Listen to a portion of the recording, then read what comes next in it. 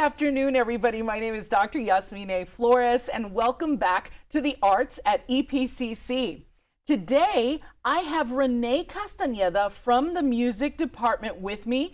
And Mr. Castaneda, good afternoon and welcome. How are you? Dr. Flores, I'm great. Thank you for having me. Very good. Excellent. And he is a last-minute guest. Thank you so much for being on the show. I really appreciate this because we had a cancellation, and I was going to get around to you, but probably around April. And so this is great, right? I get to talk to you even earlier. So welcome. So Mr. Castaneda, you teach violin for us at EPCC, right? Yes. And strings in general, Yes. right? So, and you've been with the college for several years, and you've taught an array of students, and every student I speak to, they're so grateful to have had you as an instructor. They speak very highly of you, and they really enjoy working with you. So, so thank you for all your work with all of our students. Thank you. And so I was going to say, let's talk about your background. And of course, I also want to ask you about Dr. Scarborough. Oh, yes.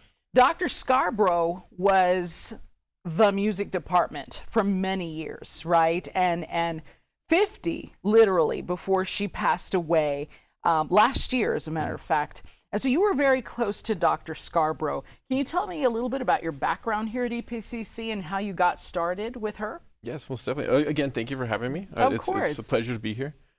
My history with Paso Community College is I was originally a student here. Mm-hmm. And when I was a student here, I wanted to work here because I had such a good experience as a student at Paso Community College. Mm-hmm. That was actually my goal.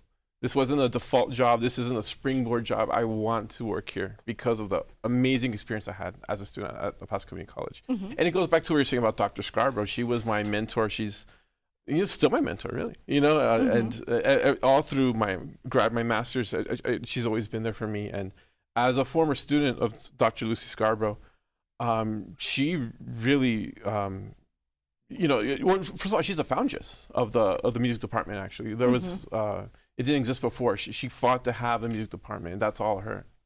So. Right. Yes, absolutely. And I came on board in 2016, and I had the opportunity of meeting her.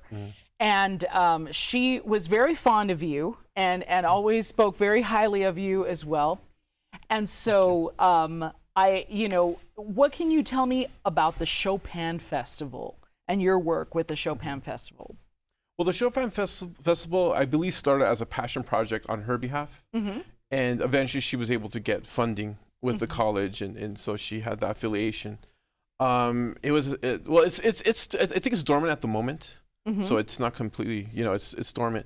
But, she had such a passion to bring in world-class pianists for El Pasoans for free, complimentary. Right. And I think that's really what stood out. And those two things is the fact that she was so passionate to bring these artists, passionate about the El Paso community, not just the college, but the El Paso community, and providing these concerts, again, for free. And these are world-class musicians. Right, of course. And they've always been, people look forward to it every year because they're just amazing events, very welcoming, because a lot of people associate, the Heights with very stuffy, but, it was just very welcoming. It was very friendly. It was a wonderful experience. So we hope that it will begin again, hopefully by the 22 season, 2022 season. Yeah, that would be great. Yeah. I mean, so many people across the city look forward to it. And please understand, folks, that it was a matter of lines from here to the parking lot at the Chamisal when these guest artists would come in. And it was like we had to turn people away. Oh, yes. Yes. Because the Chamisal would hit the cap, the room cap. That was very often. Yes. That was the case. Literally. And because I did a couple of the, what do you call it? The usher. I was an usher for a couple of the shows, and I couldn't believe it. I was like, my gosh. And this was like 30, 40 people that we would have to tell them, I'm sorry, but we filled all the seats, and so that's really amazing. So before the concert, you would perform in a string quartet, right? Every concert. And so Lucy would invite you to come in and perform. Do you play with a string quartet regularly? Yes, I'm an artistic director of the Ariosa String Quartet. Okay.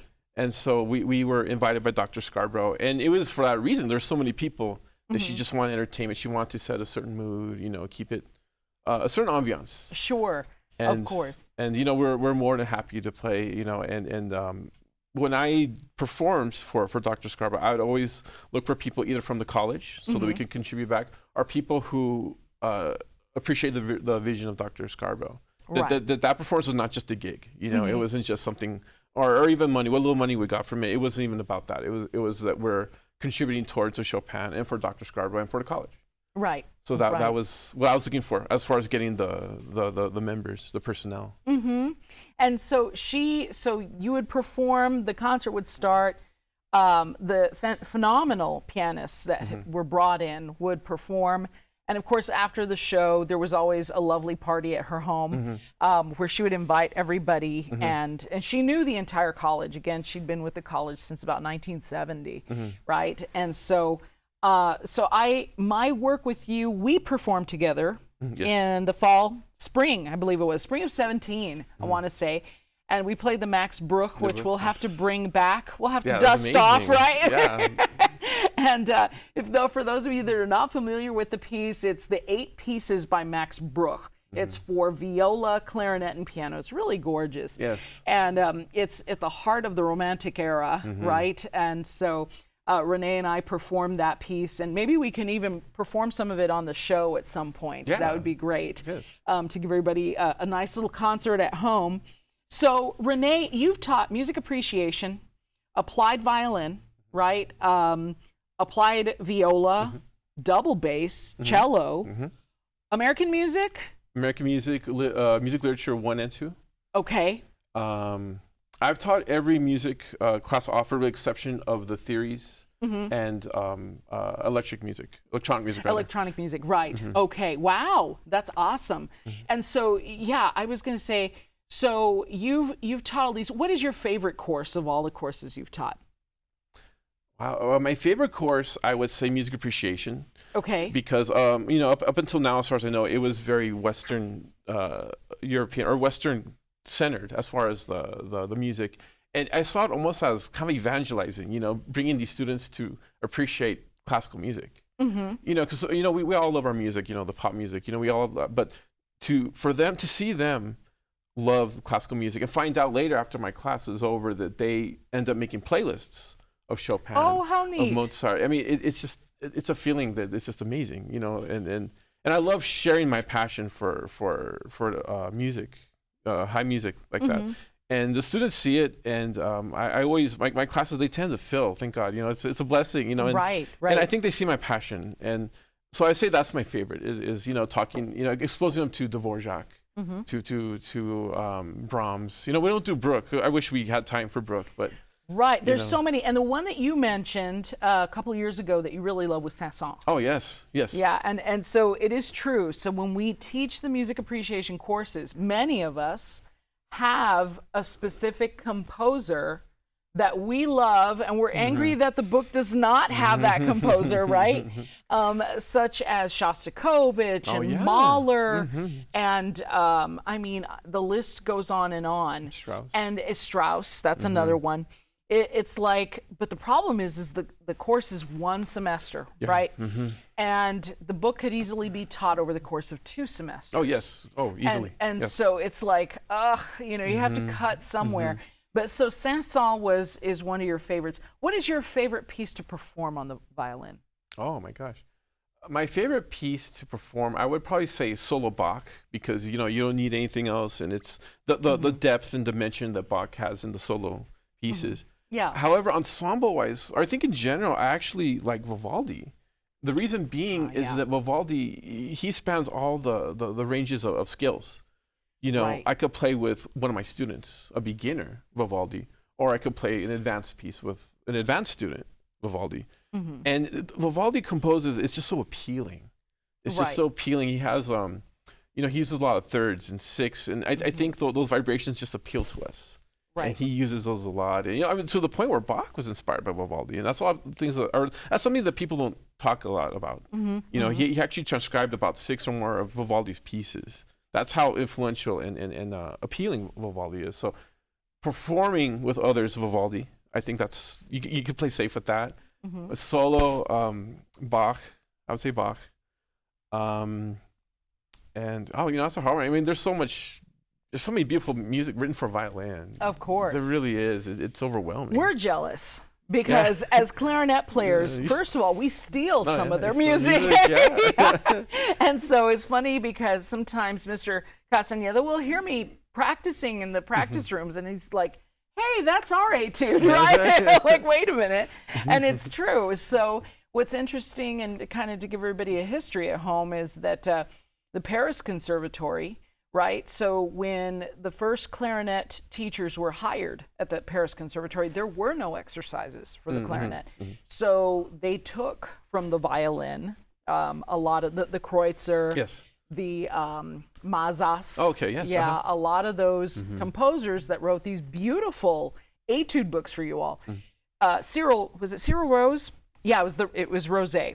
Rosé took those etudes and said, I'm going to compile a book, and he edited them down, and so now clarinets have etudes, because if not, we wouldn't. So thank you for your contribution, to the clarinet repertoire. I take full credit. Yes. Right, yes, full credit, right. And I agree with you about Vivaldi. His music it's stunning. One of my favorite things to listen to is Cecilia Bartoli. Oh, yes. Oh, my goodness. When she sings the Vivaldi, right? I think she's championed Vivaldi as far as the operas. I think she's really the first to really master and champion Vivaldi, yes. Yeah. Indeed. And I love to listen to her. And some of these recordings, they go back now, maybe 20 years, 30 years, when she just got started. And so they're stunning. And you can see them now on YouTube, right? Some of these recordings. But her voice is literally like a mechanical instrument. I mean, it's just stunning what she's able to do. Yes. And so he wrote for the violin very much the same way, all these 16th notes and 32nd notes and all this. Of course, the Spring Concerto from the Four Seasons is the one that we go over in music appreciation. That's absolutely stunning. Hilary Hahn, I think, is the one we listen to. Okay, yes. Yeah, Hilary Hahn. And then sometimes I play the Mendelssohn violin concerto. Oh, for sure, I do. Yeah. And it's not I'm being biased for violin, but it's just such a well-written piece. And, if someone's asked me what is the violin concerto, I'd probably say Mendelssohn. Yeah. Because of how lyrical it is. It just starts from the get-go. There's not even an introduction. It's a small one, but it just starts with the violin. It's just so well done, so well written. And it's unusual in that respect. Yes. Let's point that out to the audience, is that usually in a concerto, you have the orchestra comes in for about 50 bars by themselves, and then the soloist comes into play. Mendelssohn took it out. He took out the orchestra's intro, basically, and the violin starts. The other interesting thing about that piece is there's no breaks. Oh, yes, it's attacca. Straight through. Yeah, it's all attacca. So there are no pauses, where the clarinet player has to swab out their instrument in the background. Yeah, so it is very interesting in that respect, and that's a lovely piece for the violin. So when you teach violin, what are some things for students out there? Let's talk a little bit about applied violin at EPCC and the students that are interested in taking. We have students that are coming out of high school. We have students that are coming to us that are adult learners that are just coming back to the instrument, and some that are learning it from scratch. And so can you kind of tell us from scratch, what are the first things they need to know? Well, first of all, you point out something that's very important about EPCC is the fact that we're so embracing of everybody. Because in the classical world, especially in the classical world, historically, it's been seen you have to be a certain level to be accepted, even into studios. And here at EPCC, we accept you no matter, even if you want. In fact, one of my students I just came from right now, he's a beginner, straight beginner. He can't read music. He's never had a violin. And we accept that. We accept these people. And it's just such a joy to see them so happy, and that we're willing to help them. And it's not too late for them either. Right. So that's one thing I just wanted to point out that you pointed out, Yes. which is amazing. Yeah, absolutely. As far as from scratch with a student, I actually have them listen to two pieces just to kind of get them inspired.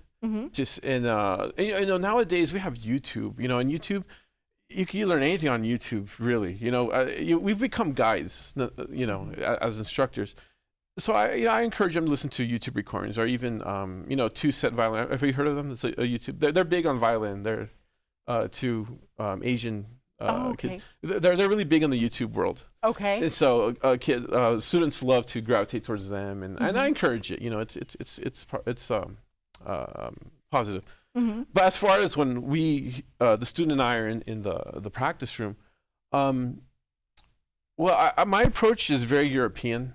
Where here in America, the technique, or not the technique, but the mindset is we tend to sit on things for a long time. I've noticed, being a product of the public schools, we tend to sit on certain concepts for weeks on end. Yeah. Where European schools and Asian schools, they explain the concept, you get through the concept, but then you keep going. Oh, wow. And I understand that because, like I mentioned, we have so much rep. Right. We can't sit on something for too long. No. We just have so much rep, and as a violinist, it's just so demanding. Right. We're in everything. We're literally in everything. We're the core of an orchestra, is the strings. So I have to kind of push them to kind of advance them, because that's just how it is. And I tell my students, to be a good violinist, you have to be a phenomenal violinist just to be a good violinist. If that makes sense, Right. Where phenomenal violinists, they're like aliens, they're perfect, they're in tune, those are the Hilary Hahns and Right. Yes. And I try to tell my students that, you have to have that mentality, just to be a good violinist, you have to be like a phenomenal violinist. Right. That's just a standard of the instrument is not forgiving. It's not forgiving, no. At all. And I say that as a clarinetist / saxophonist myself. And no offense to you saxophone players out there, right? Because there's some really terrific ones. And I played with two of them this past weekend, Al Mendez and Jimmy Olivas with the EPSO. Oh, yes. They were right behind me. And so, and I was like, oh my gosh, I'm in heaven, right? They're amazing. But it was, I'll be honest with you, the saxophone's not a difficult instrument to play pretty well. Pretty well, right?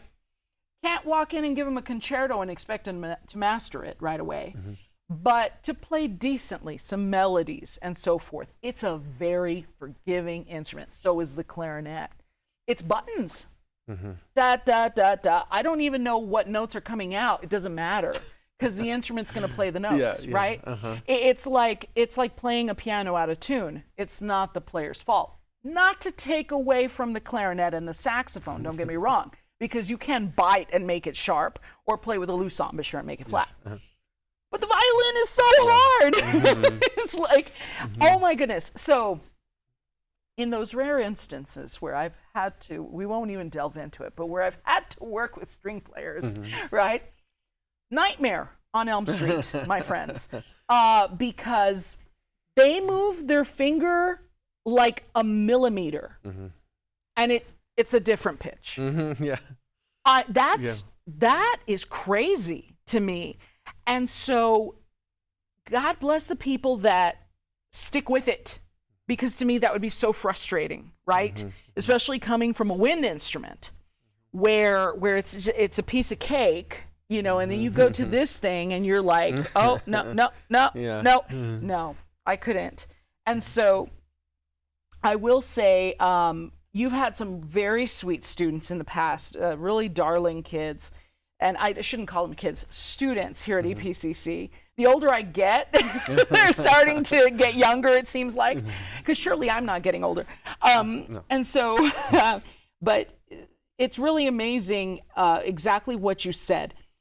They have to be stunning to basically get hired by the orchestras, and hired probably even just in the lower sections, right? Yes. And then if you want the top chairs, you're spending crazy money, right? Yeah, not just on the lessons, but on the instrument itself. Let's talk about instruments for a moment. Professional line clarinet right now is, depending on the brand, is sitting between 6 and 10,000. Okay. What's the price of a professional violin? I don't know the average, but the one I have is 12,000. Okay. And that's why I don't take that one to teach. I have two. I have several, actually. I have my workhorse violin, the one I use when I'm in the symphony, for example. I have that one. And that's the one that's 12,000. Okay. The bow, I think, is about a little less than 3,000. Okay. Wow. So it is a lot of money. Bow. The bow. The bow. Here's a funny story. So Dr. Vasquez, whom we've had on the show before and does the orchestra, one day she calls me and she said, Yasmin, I need a bow for a student. I'm like, girl, go get you a bow. I go over to Olivas Music, picked up a bow. I didn't think too much of it. I just kind of put it in the car. I was like, yeah, whatever. Anyway, you know, and I brought it back. I was like, here's your bow, $80, right? And you're telling me they're $3,000, the fancy ones, of course. Wow. Wow, that's a lot of money for a bow. For a bow. That's crazy. The violins that are used by New York Phil, millions. Oh, yes. And some of them are Strats, yes. right? Can you tell me a little bit about the Stradivarius and how many do you know how many violins exist today that are Strats? I'm not sure. That there is a good amount that still exists from this time. Okay. You know, everyone talks so highly of the Strats. You know, there's mixed opinion on the Strats. Some people say that we've mastered creating violins, these luthiers, that if you do a blind side by side, a lot of people, it's been discovered that they prefer the newer one. So it's, I don't know if it's a psychological thing, but it's still valued. Right. The fact it's still valued, it's still valued. A lot of the theory comes from the fact that at that time in Europe, there was like a mini ice age. So the trees at that time were growing differently, or more robust, and the vibrations were just a different timbre as far as the violins at that time. Yeah. So that's the theory as far as I know. Okay. So I mean, they're still sought after, of course. You know, of course. You know, but you know, for those who are just beginning or you know, playing violin, we're in a great time where we can get a good violin for a good price. Okay. You know, maybe no more than 3,000. Even 1,000 can get you a pretty good violin. A decent violin. Yeah, decent violin. Yeah. Okay. Yeah, honestly. Yeah, and I've you know, sometimes we're needing a violin in a hurry, right? And so I'm like looking online for whatever, who's selling what in El Paso, and I'll just go grab one for a student, you know, so that, and that's something for everybody to know too. If you're ever interested in playing an instrument here at EPCC, you can join us. If you don't own the instrument, we can find an instrument for you. Now, we're not going to buy you your own piano, all right? So if you're expecting your own grand piano, that we cannot supply. But we do have electric pianos that you can They have borrow. roll-out pianos now. That's true, too. I've been using those sometimes, yeah. How nice. I've seen those at some of the stores. That it's like a mat, right, that rolls up. And how cool. They've evolved now with, I think they're weighted. Some are weighted. Whoa. So there's, you know, if you want that's piano, awesome. Yeah. So that's really awesome. And I have seen them on sale. I've not looked into them personally, but that is pretty fascinating. So we have instruments to loan. If we don't, I find the instruments for you to borrow. So Stradivarius, and to be more specific about the trees that you're discussing, because we have to keep in mind some of our folks know zero about right what we're talking about. So picture Italy. Italy, parts of it look like a forest, okay, like a gigantic forest, right? And what is that? Mid 1600s, 1700s, 17. Okay. The Strats. Yes. Okay. Yes. Okay. During Vivaldi, right? The Stradivarius violins were being constructed by this family, right? And they became well known, and as Rene was pointing it out, because of the wood they were using. The wood came from those forests. But as Rene pointed out, you can't go and get the same wood from the current forest, because the current forest is now 400 years later. The wood has changed. The lumber has changed. And so it's not going to produce the same sound. Understand how many probably millions of dollars has been put into the research for violins, right? Like in labs, they test these things. It's so crazy to me. I'm like, and they do the same with Harley Davidsons, random. I was reading this or watching some commercial, something, and they test the pitch of the engine. I was like, that's a bit much, right? Anyway, so if you want to take lessons with Mr. Castaneda, we offer the MUAP 1100 and the 1101, as a matter of fact, with Mr. Castaneda, and the MUAP 1201. If you already play the violin, you've already know your scales, you would know some major scales, and you know quite a few fingerings and your rhythms, take the MUAP 1201, right, with Mr. Castaneda. That is the equivalent to the freshman year lessons at UTEP. Okay, so that's what that is. If you're new to the instrument, or you know that you may not have a lot of time on your hands and you just kind of want to warm up a little bit, then you can do the MUAP 1101, and that's the half-hour lesson. Now, the difference between those two, and I'm telling everybody at home, wonderful man to study with, is that the 1101, no jury, no performances. It's just 30 minutes with you. You're teaching them hand positions, right? How to hold the bow, the frog, right? I'm trying to learn my terminology here too, folks, right? And all of this. And so they can do that for a semester. And then if they feel like they're ready to do some performances, they can carry on in the next semester with another 30-minute lesson, but the added performances. So yeah, call us, talk to me. You can also contact Mr. Castaneda, rcasta50 at epcc.edu. RCASTA50 at epcc.edu if you'd like to speak to him about lessons. Again, the lessons are offered through the credit side, right? So unfortunately, we cannot do continuing ed. Logistics are weird when it comes to the continuing ed side.